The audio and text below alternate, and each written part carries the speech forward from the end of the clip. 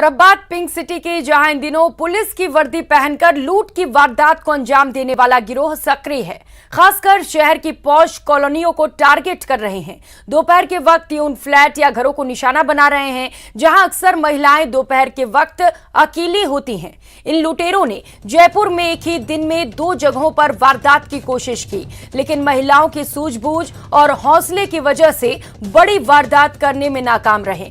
बहरहाल इन वारदातों से शहर की पॉश कॉलोनियों में रहने वाले लोगों में खौफ पैदा हो गया है। वहीं जयपुर पुलिस भी सीसीटीवी फुटेज में सामने आए इन बदमाशों की तलाश में जुटी है। पुलिस ने अपील की है कि किसी भी अज्ञात व्यक्ति को देखकर दरवाजा न खोलें। पुलिसकर्मी बताने पर राजस्थान पुलिस का आईडी कार्ड जरूर देखें।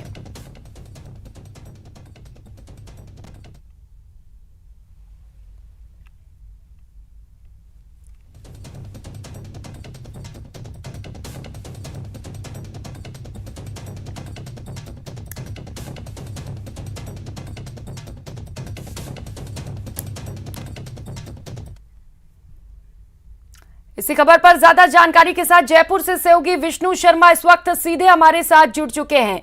विष्णु, जिस तरीके से लगातार चोरी की घटनाएं बढ़ रही हैं, लूट की घटनाएं बढ़ रही हैं, अब एक नायाब तरीके से यहां पर लूट की कोशिश की जा रही है, किस तरीके का खौफ है वहां पर लोगों में?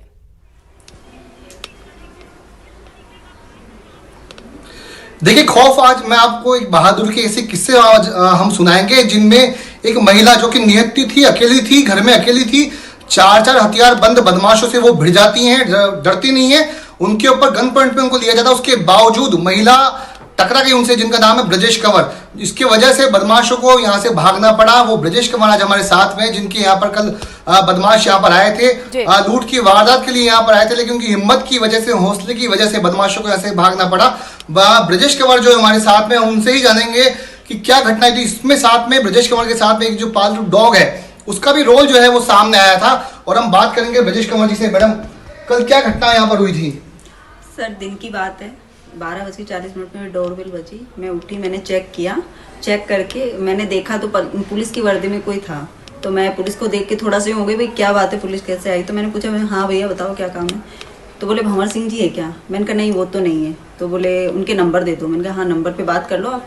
मैंने एक नंबर बताया तो बोले मैम ये लग नहीं रहा है। उसके बाद में मैंने कहा दूसरा नंबर ट्राई कर लो आप। दूसरा नंबर लगाया, दूसरा नंबर लगा के ऐसे बिहेव किया जैसे मेरे हस्बैंड को बहुत अच्छे से जानते हो।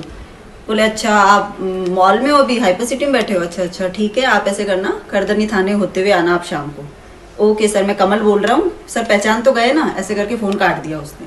फ़ोन काटने के बाद में मुझे बोलता है कि मैम 1 गिलास पानी पिलाएंगे आप मुझे? मैंने कहा ठीक है भैया। मैंने उनसे जितनी देर बात की, मेरा गेट पूरा बंद था, मेन डोर। फिर मैं किचन में गई और किचन में मैंने पानी लिया। पानी भरने के बाद में उनको पानी पिलाया। मैंने सिर्फ उतना ही गेट खोला कि मैं पानी पास कर पाऊँ, सिर्फ ग्लास दिया और मैंने अपनी डोरबेल वापस से बंद कर दी।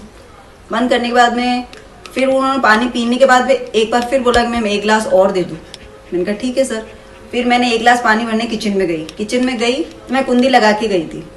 मेरा डॉगी सामने बैठा था गेट के। उसने देखा है कि डॉगी बैठा सामने। मैंने उनको आगाह भी किया कि मेरा डॉगी काटता है।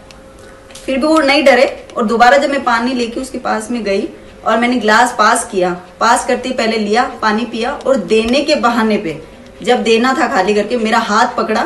एक हाथ से उन्होंने मेरा गेट खींचा, एक हाथ से मुझे खींच के मेरा गला पकड़ लिया।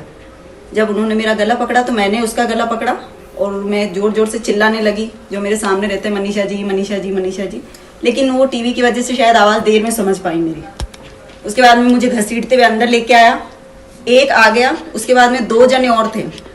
जब वो मुझे अंदर लाया तो 2 जने आए, उन्होंने मेरे पैर पकड़े, लाके मेरे घर में जो हॉल है मेरा टीवी के सामने, उधर हॉल में मुझे पटका और हॉल में पटकने के बाद में गन निकाली। गन निकाल के और मेरे आगे कर दी कि भाई ये चुप हो जाए। दूसरा एक साथ में था, वो बोल रहा था इसको चुप करा, इसको चुप करा। इतने में मेरा डॉगी समझ नहीं पाया क्योंकि वो बात कर रहा था मुझसे काफी टाइम से, तो उसको रिएक्ट करने में थोड़ा सा टाइम लगा। जब उसने मेरे को चुप कराने के लिए हाथ उठाया, थप्पड़ मारी मेरे, तब मेरे डॉगी को थोड़ा सा गुस्सा आया। उसने उसे काटा, तब फिर वो दोनों दोस्त साथ में थे ना, वो घबरा गए और वो छोड़ के भागे।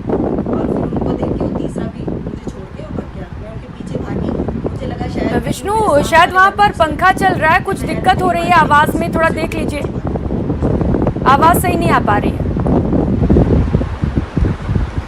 जी देखिए देखिए देखिए अब जो ब्रजेश कंवर जी हमारे साथ हैं, इनसे एक बात और एक सवाल उनसे मैं पूछूंगा कि आप अकेली थी, वो हथियार बंद थे, पिस्टल आप पे तानी गई, चार बदमाश थे, कोई था नहीं, उसके बावजूद कैसे आपने हिम्मत दिखाई? क्या ऐसा जोश था जो आप उनसे भिड़ गई, अकेली थी, डर नहीं लगा आपको? नहीं, मुझे डर लगा ही नहीं, बिल्कुल भी ऐसा लगा ही नहीं कि मतलब कोई आ गया तो मुझे मार देगा या कुछ भी करेगा। मेरे को ये था कि इसने मुझे पकड़ा है तो मैं इसको मतलब अगर 2 मार के जाएगा तो 2 खा के जाएगा। मेरे दिमाग में यही था, या तो मारना है या मरना है। मैं उस समय मेरे माइंड में कुछ भी नहीं आया मुझे मार देगा कर देगा। मैं इनको गला पकड़ते ही मेरे को बहुत गुस्सा आया और मैंने बराबर उससे जितनी उसने मारी है उतनी मैंने बराबर उसको मारी। मैंने उसका गला पकड़ लिया, उसके कपड़े फाड़ दिए, काफी मतलब पैरों से काफी मारा उससे मैंने। आपको गन पॉइंट पे लिया, आप पे पिस्टल तान ली, डर नहीं लगा आपको? बिल्कुल नहीं लगा सर। एंड तक आपने देखा होगा मैं वीडियो में पीछे भगी हूँ। मुझे लगा कि मेरे पड़ोसी के घर में घुस गए, उनकी जान को खतरा है, तो मैं पीछे भी भगी हूँ कि ताकि मैं उनको सबक सिखा पाऊँ। मेरे दिमाग में ये नहीं थी कि मार देंगे का 1% भी नहीं आया मुझे। आपकी हिम्मत के साथ में आपके पालतू डॉग भी साथ में था, उसने कितना रोल निभाया इस बदमाशों को भगाने में? मेरे डॉग ने मेरा बहुत साथ दिया कि मैंने गेट खोला ना तब से लेके वो एंड तक मेरे साथ ही था। मेरा डॉगी की आदत है जहाँ मैं घूमूंगी वो वहीं मेरे साथ साथ घूमेगा। बस थोड़ा सा ये हुआ कि जब उसने मुझसे बात की ना तो मेरे डॉगी को ये लगा कि कोई जानकार है इनका, तो रिएक्ट करने में थोड़ी सी देर कर दी उसने। अदरवाइज तो मेरे को लगता है वो तीनों को फाड़ ही देता।